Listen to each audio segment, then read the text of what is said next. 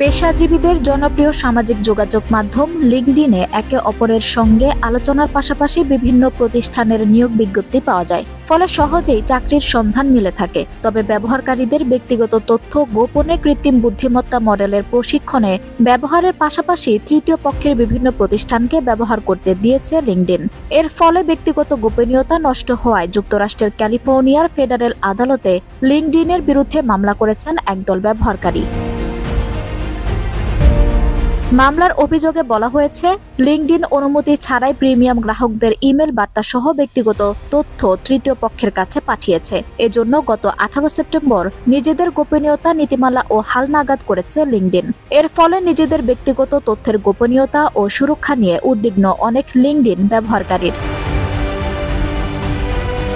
মামলায় লিঙ্কডইনের বিরুদ্ধে চুক্তি লঙ্ঘন, ক্যালিফোর্নিয়ার অন্যায্য প্রতিযোগিতা আইন ভঙ্গ এবং যুক্তরাষ্ট্রের ফেডারেল স্টোর্ড কমিউনিকেশন অ্যাক্ট লঙ্ঘনের অভিযোগে আনা হয়েছে। ক্ষতিপূরণ হিসেবে ব্যক্তিগত তথ্য প্রকাশ হওয়া লিঙ্কডইন ব্যবহারকারীদের প্রত্যেককে $1000 দেওয়ার দাবি জানানো হয়েছে। তবে নিজেদের বিরুদ্ধে করা অভিযোগের বিষয়ে লিঙ্কডইন কর্তৃপক্ষ এক বিবৃতিতে জানিয়েছে, এই অভিযোগ সম্পূর্ণ মিথ্যা এবং ভিত্তিহীন।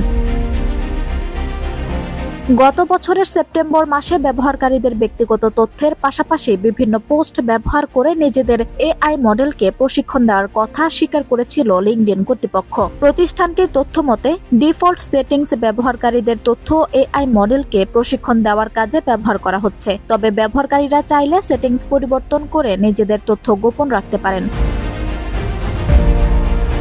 আঞ্জুম হক আরবি, টাইম নিউজ ডেস্ক।